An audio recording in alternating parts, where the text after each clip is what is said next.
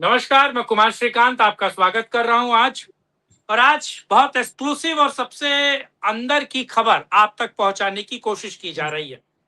दरअसल नरेंद्र मोदी को सत्ता में रहते हुए 11 साल हो गए और 11 सालों में अगर नरेंद्र मोदी की छवि और बीजेपी सरकार को सबसे ज्यादा किसी ने डेंट किया है तो वो है धर्मेंद्र प्रधान।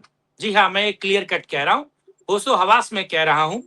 लगातार पेपर लीक का मामला हो, जब पेट्रोलियम मंत्री था तब ये स्थिर रहता था, ये कुछ करता नहीं था। उससे पहले भी ये किसी लायक नहीं था दरअसल। और जब से ये बने हैं देश के एचआरडी, तब से आपको पता है कि यूजीसी का बिल लाकर हिंदुओं को बांटने की कोशिश धर्मेंद्र प्रधान ने की।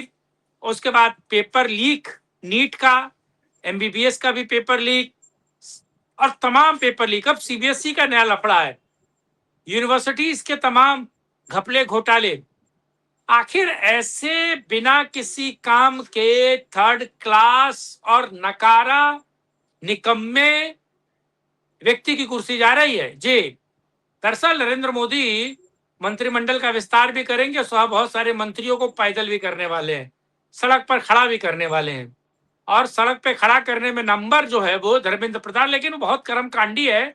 इसके पुराने बहुत कर्मकांड है जो निकल कर आ रहे हैं। जरा अक्षत हमें बताएंगे दरअसल धर्मेंद्र प्रधान के साथ होने क्या जा रहा है। लेकिन दर्शकों से अनुरोध है कि वीडियो को अंत तक देखिए, लाइक शेयर, चैनल को सब्सक्राइब करें, कमेंट बॉक्स में अपनी राय रखिए और साथ ही साथ अति महत्वपूर्ण यूपी न्यूज लाइव 87 जो मेरा यूट्यूब चैनल है, आप उसे जरूर सब्सक्राइब करें। ओवर टू यू अक्षत।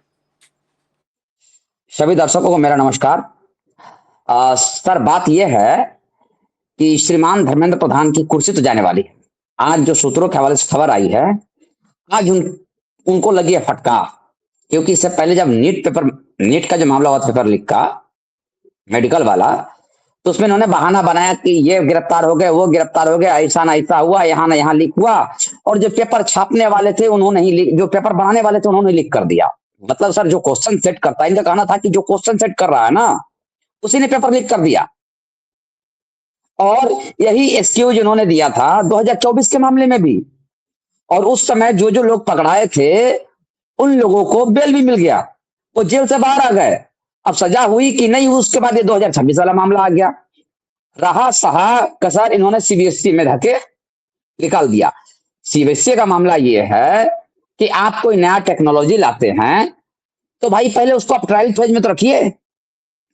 जैसे कि सरकार यूसीसी ला रही है, जो भी राज्य लाई है यूसीसी, वो पहले उसको रखती है पब्लिक डोमेन में कि भाई आप इस पर क्या राय है आपकी, आप देखिए कैसा लगता है आपको।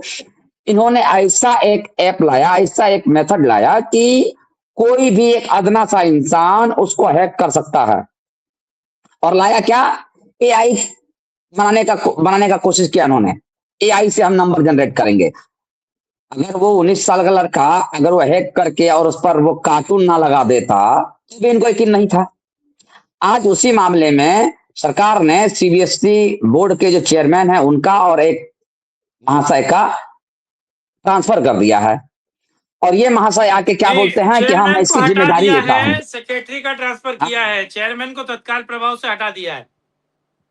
सेक्रेटरी का ट्रांसफर किया है। और ये महाशय आते हैं और सामने आके बोलते हैं कि बेशर्म की तरह बोलते हैं कि हाँ, मैं इसकी जिम्मेदारी लेता हूं। अरे भैया, जिम्मेदारी क्या, आपको तो इस्तीफा देना चाहिए।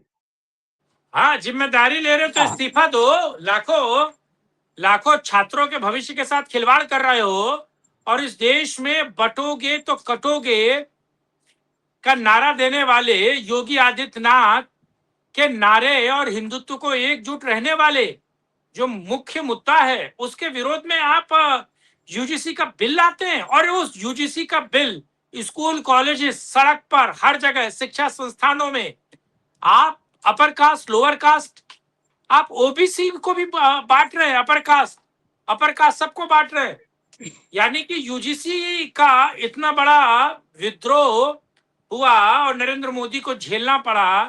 बीजेपी के लग गए, सही कहूं तो वाकई लग गए।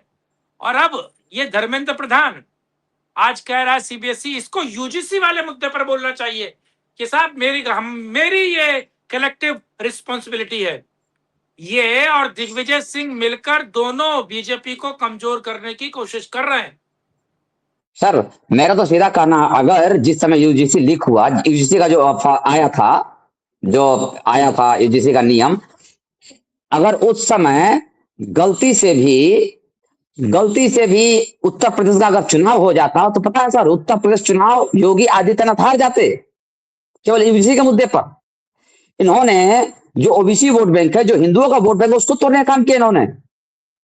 ये इतने बड़े बेशर्म हैं श्रीमान प्रधान जी, इनको लगता है कि हम मंत्री भी रहे और राज्यों में चुनाव भी देखते रहे। अरे भैया, अगर आपको राज्यों में चुनाव करवाना तो यही चुनाव प्रभारी बनिए, अब चुनाव ही करवाइए, आप मंत्रालय छोड़िए।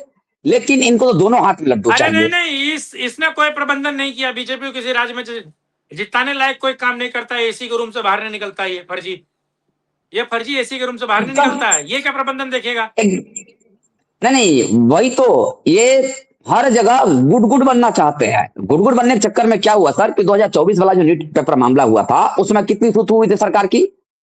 सरकार उसके बाद बिल लाती है कि संसद में कि हम ऐसा कानून बना रहे हैं, कड़े प्रावधान कर रहे हैं, लेकिन वो क्या हुआ, फिर 2026 में लीक हो जाता है। ये महाशय आते हैं, नाथ किशोर के इंटरव्यू देते हैं चैनलों पर, सोशल मीडिया पर, कि नहीं ऐसे ना ऐसे हुआ, ऐसा ना ऐसे हुआ, जिन्होंने पेपर सेट किया उन्होंने लीक कर दिया। अरे भैया, तो आप किस बात के मंत्री हैं?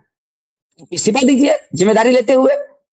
उसके बाद आप जो ये 12वीं की जो सीबीएसई वाला जो बोर्ड है सर, 12वीं वाला, इसमें जो बच्चों की उम्र कितनी है, 16 साल 17 साल एज है, 15 साल एज है बच्चों का।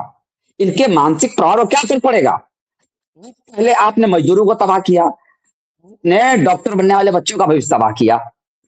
21 से 22 लाख लोग परिवार जो हैं इसमें तबाह हुए हैं, परेशान हुए हैं नीट वाले मामले में।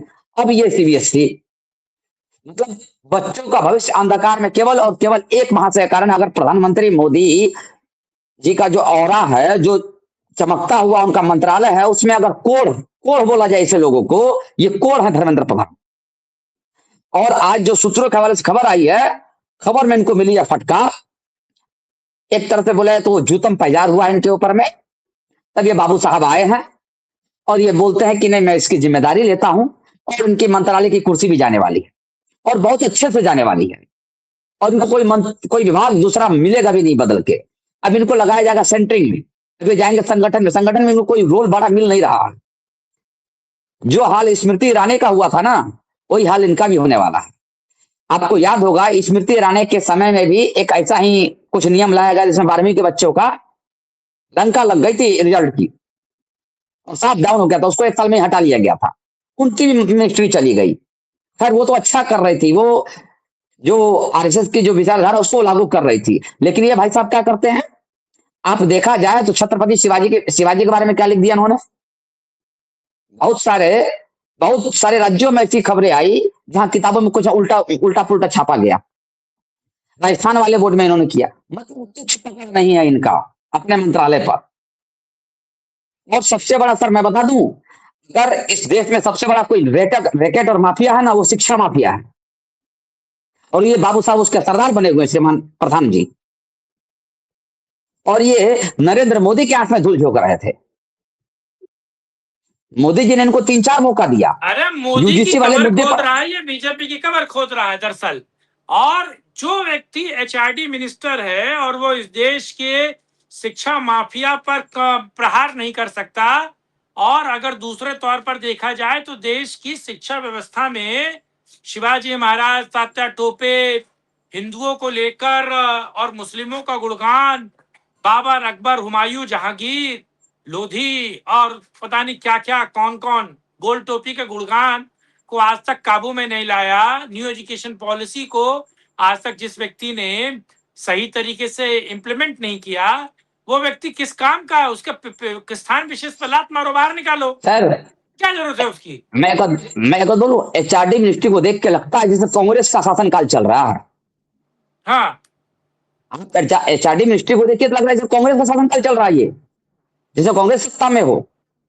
और कांग्रेस के रीजन में ये होता था, उसमें कोई बोलने वाला नहीं होता था, सारा मीडिया, सारा उनका तंत्र उनका था।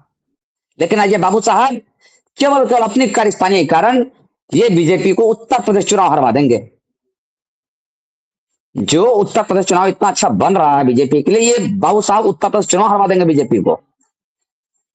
तो समस्या ये है, समस्या प्रधान जी को सीधा सीधी पैदल कर देना चाहिए। अब सरकार इसको पैदल करने वाली है। जो सूत्र खबर आई, जो मेरे पास खबर आई, तब मैंने ये आपको बोला, इनकी कुर्सी जाने वाली है, बहुत जल्दी ये पैदल होने वाले हैं। तो ये सर खबर थी जो जनता को बतानी जरूरी थी, तो हम लोगों ने अपने पब्लिक को बताया है। अब देखिए आने वाले 8 से 10 दिनों में जो मंत्रालय का विस्तार होने वाला है, उनमें इन बाबू साहब की छुट्टी होने वाली है और ये पैदल होने वाले हैं। तो मैं ये अपील करना चाहूंगा, आपको हमारा ये वीडियो कैसा लगा? वीडियो अच्छा लगा तो आप इसको आगे बढ़ाइए, लाइक शेयर कीजिए और ज्यादा से ज्यादा लोगों तक पहुंचाइए। आपकी बस इतनी ही सपोर्ट हमें चाहिए, ताकि हम और अच्छा जो खबरें हैं, ब्रेकिंग न्यूज है, वो हम आपको चैनल से पहले ला कर दें।